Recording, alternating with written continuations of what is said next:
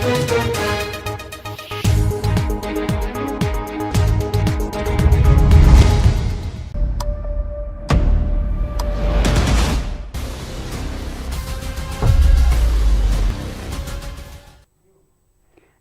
आप देख रहे हैं मिरर मीडिया। मैं हूं अनुपम कुमार। हमारे खास कार्यक्रम खबरनामा में आपका स्वागत है। बढ़ते हैं आज की सुर्खियों की ओर। धनबाद के कुमारडुब्बी में अवैध बालू का खेल, ग्रामीणों ने 2 ट्रकों को पकड़कर पुलिस के किया हवाले।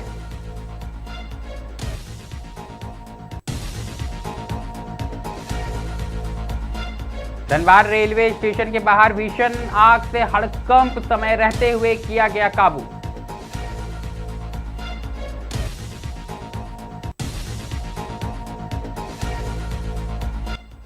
विनोबा भावे विश्वविद्यालय में 3 दिवसीय यूथ फेस्टिवल झूमर का भव्य शुभारंभ, 26 कॉलेज के विद्यार्थी ले रहे हैं हिस्सा।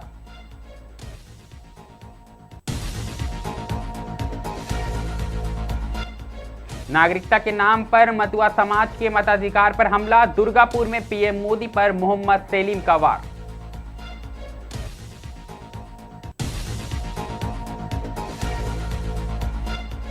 मशहूर बाउल कलाकार सुबल सरकार को जयदेव में नम आंखों से श्रद्धांजलि, उमड़ा भक्तों का सैलाब।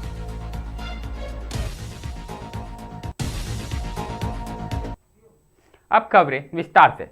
सबसे पहले बात हम हजारीबाग जिले की करेंगे, जहां विनोबा भावे विश्वविद्यालय में 3 दिवसीय यूथ फेस्टिवल झूमर का भव्य शुभारंभ किया जा रहा है। इस दौरान राज्य भर के कुल 26 विश्वविद्यालय हिस्सा ले रहे। करीब 800 से अधिक छात्र छात्राएं भाग ले रहे इस यूथ फेस्टिवल में। वहीं विश्वविद्यालय परिषद इन दिनों कला, संस्कृति और युवा ऊर्जा के रंग में रंगा नजर आ रहा है। यूथ फेस्टिवल की शुरुआत भव्य सांस्कृतिक शोभा यात्रा के साथ की गई।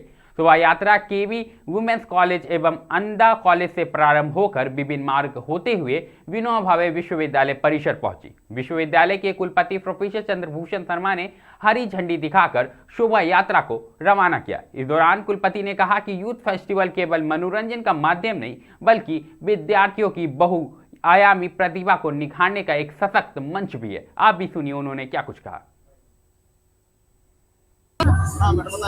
मेरा नाम प्रियंका कुमारी है सर। हम लोग अपनी भारत की संस्कृति को दिखा रहे हैं कि यहाँ पे हम लोग सूर्य देवता की पूजा करते हैं। उगते हुए सूर्य और डूबते हुए सूरज के अर्घ्य हम लोग देते हैं। बताना चाह रहे हैं अपने हमने इस झांकी के माध्यम से एक बहुत महत्वपूर्ण संदेश देने की कोशिश की है कि आज समय में हमारे भारत युवा जो नशे से पूरे ग्रस्त है, वो चाहे तो इन नशे की जंजीरों को तोड़कर एक स्वस्थ समाज में वापस आ सकते हैं और एक सामान्य जीवन पा सकते हैं। धन्यवाद। सिर्फ पढ़ाई करने से बच्चे आगे नहीं बढ़ते हैं। ये सब में जितना पार्टिसिपेट करेंगे उतनी सारी नई नई चीजें सीखेंगे। क्या दिखाने का प्रयास कर रहे हैं? हम लोग इंडिया को प्रेजेंट कर रहे हैं, अलग अलग कल्चर को प्रेजेंट कर रहे हैं हम लोग सारे। क्या फायदा मिलेगा इससे सबको पता चलेगा कि हम लोग को मिलजुल के रहना चाहिए, सबको साथ में रहना चाहिए। ये तो बात रही हजारीबाग की, लेकिन अब हम इसके बाद रुख करेंगे धनबाद का, जहां निरसा क्षेत्र अंतर्गत कुमारडुब्बी में अवैध बालू ढुलाई का मामला सामने आया है। बीती रात ग्रामीणों ने कुमारडुब्बी चौक के पास से बालू लदे 2 16 चक्का ट्रकों को रोका और कुमारडुब्बी पुलिस के हवाले कर दिया। जानकारी के अनुसार पुलिस दोनों वाहनों को थाने ले जाकर जांच शुरू कर दी है। ट्रक चालकों का कहना है कि वे रास्ता भटक गए थे, लेकिन पकड़े जाने के समय कोई वैध कागजात प्रस्तुत नहीं कर सके। उल्लेखनीय यह है कि इससे पहले भी इसी क्षेत्र में बिना कागजात बालू लदे ट्रक पकड़े जा चुके हैं। तो कहीं ना कहीं बड़े सवाल खड़े हो रहे हैं और फिलहाल प्रशासन की ओर से जांच जारी है।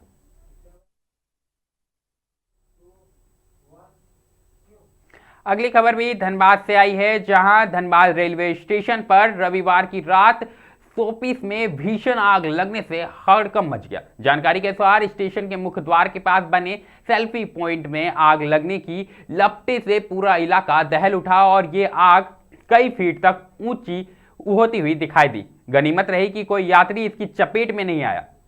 आग की सूचना मिलते ही दमकल विभाग की गाड़ियां मौके पर पहुंची और काफी मशक्कत के बाद आग पर काबू पाया। प्रारंभिक जांच में थर्माकोल और ज्वलनशील सामग्री के कारण आग लगने की आशंका जताई जा रही है। फिलहाल आग पर काबू पा लिया गया है और मामले की जांच जारी है।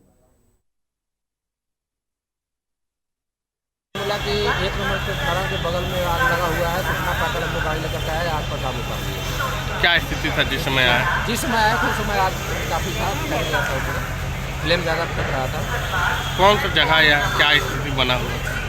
यहाँ तो अफरा तफरी मचिए गया था, 1 नंबर प्लेटफार्म के बगल में था, तो भाई दिक्कत तो है था, गाड़ी उड़ी सब लगा हुआ है, पुलिस स्टेशन में लगा हुआ है, दिक्कत तो है। धनबाद के बाद रुख करेंगे पश्चिम बंगाल का, जहां दुर्गापुर में सीपीएम के राज्य सचिव मोहम्मद सेलीम ने प्रधानमंत्री नरेंद्र मोदी पर तीखा हमला बोला है। दुर्गापुर के इस्पात नगरी में एक सार्वजनिक सभा को संबोधित करते हुए सेलीम ने आरोप लगाया कि मतुआ समुदाय को नागरिकता का लालच देकर उनके मताधिकार से वंचित करने की कोशिश की जा रही है। उन्होंने कहा कि प्रधानमंत्री ताहिरपुर इसलिए जा रहे हैं क्योंकि वहां नगर पालिका सीपीएम के नियंत्रण में। सेलीम ने उड़ीसा में कथित घटनाओं, बुलडोजर राजनीति और भाजपा की नीतियों पर बड़े सवाल खड़े किए हैं। জমা হাঁস মুরগি সব দেওয়া হবে, আর এখন দেখা যাচ্ছে তাদেরই ভোটাধিকার কেড়ে নিতে উদ্যত বিজেপি সরকার। উড়িষ্যা কি করেছে? তাহিরপুরে আসার আগে তার উড়িষ্যা যাওয়া উচিত ছিল। মালকানগিরিতে যেখানে এখানকার উদ্বাস্তু মানুষ, তারা হিন্দু উদ্বাস্তু মানুষ, তাদেরকে পোড়ানো হয়েছে, তাদের ঘর পোড়ানো হয়েছে, তাদেরকে খুন করা হয়েছে, এবং আদিবাসী এবং উদ্বাস্তু মানুষের মধ্যে ঝগড়া লাগানো হয়েছে। এটি হচ্ছে ডবল ইঞ্জিন সরকার করেছে।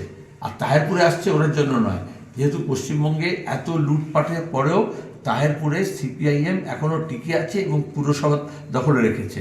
তৃণমূল যেটা পারেনি, মোদি এসে সেখানে যদি লাভ হটানোর চেষ্টা করে, সেই জন্য আসছে। কোনো বিজেপির লাভ হয় বলে মনে হচ্ছে না। বিজেপি এখন ক্ষতির খাতায় আছে, লাভ আর ক্ষতির দুটো খাতা থাকে গোটা দেশে। এই মুহূর্তে দেখবে বিহারে ভোটে জেতার পরে বুলডোজার পলিটিক্স করছে, সেখানে ঘর বাড়ি মানুষের দোকানপাট ভাঙছে। আসামেও তাই করেছে এবং দিল্লিতেও তাই করছে, রাজস্থানেও তাই করছে।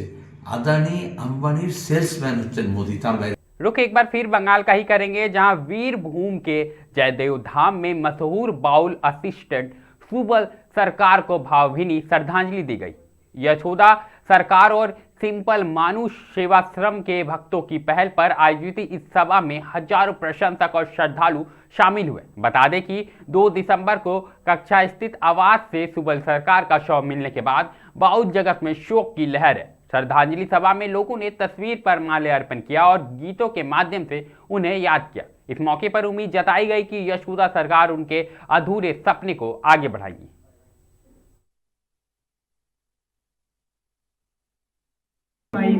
অনেক শিল্পী আছে, আমারও শিল্পী জীবনে অনেক অবদান ওনার। অনেক গান আমি গেয়েছি জামাইবাবুর লেখা, আর আমাদের খুব ভীষণ ভালোবাসতো, খুব কাছ থেকে আমি চিনতাম।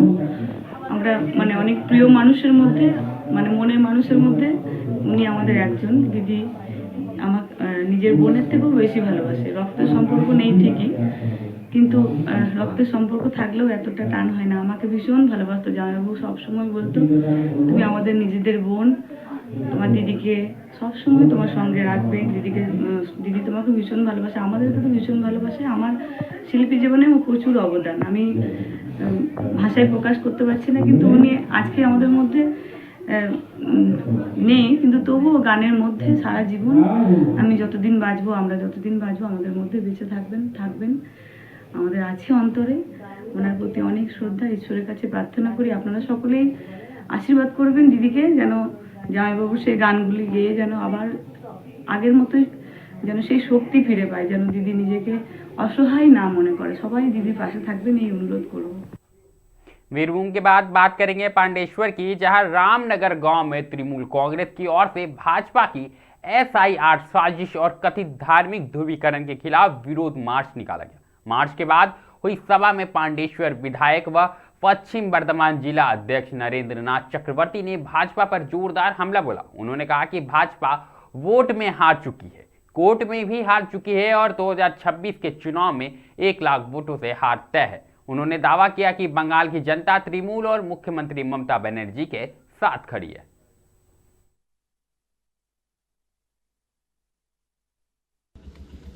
আমাদের আশীর্বাদ হয়েছে, মানুষ দেখেছে। বিজেপি 4.5 বছর কারো কোনো খবর নেয়নি।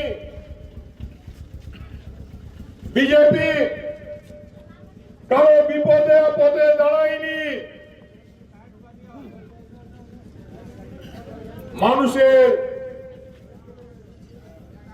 জন্ম থেকে মৃত্যু পর্যন্ত, অন্নপ্রাশন থেকে বিবাহ পর্যন্ত, উপনয়ন থেকে জন্মদিন পর্যন্ত সুখে দুঃখে मांडवेश्वरेर मानुषेर पासे आछे तृणमूल कांग्रेस।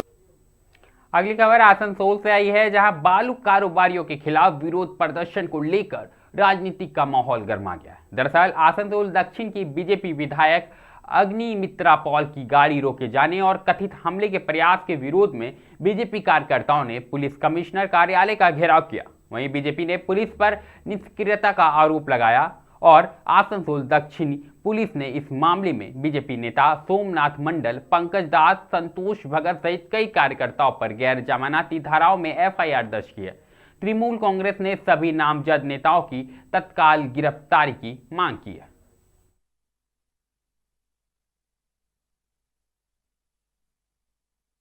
केस आसनसोल पुलिस कर रहे हैं।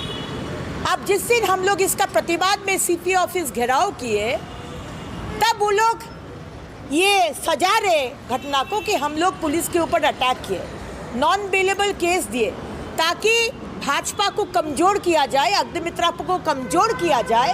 और 16 तारीख को हमारे एलओपी का जो सभा, श्री शुभेंदु अधिकारी का जो सभा डामरा का उस जगह जहां बालू बंद किए हैं, वो नाकामयाब रहे। ऐसा नहीं चलेगा। आसनसोल दक्षिण के लोग हम लोग के साथ है। इलीगल काम बंद हो, वो टोटो वाला का ड्रैम हो या बालू घाट हो या कोयला हो या जुआ हो, हम लोग कुछ इलीगल काम चलने नहीं देंगे। खबरनामा में अभी के लिए फिलहाल इतना ही। ऐसे ही तमाम खबरों से हम आपको अवगत कराते रहेंगे। बने रहे मिरर मीडिया के साथ।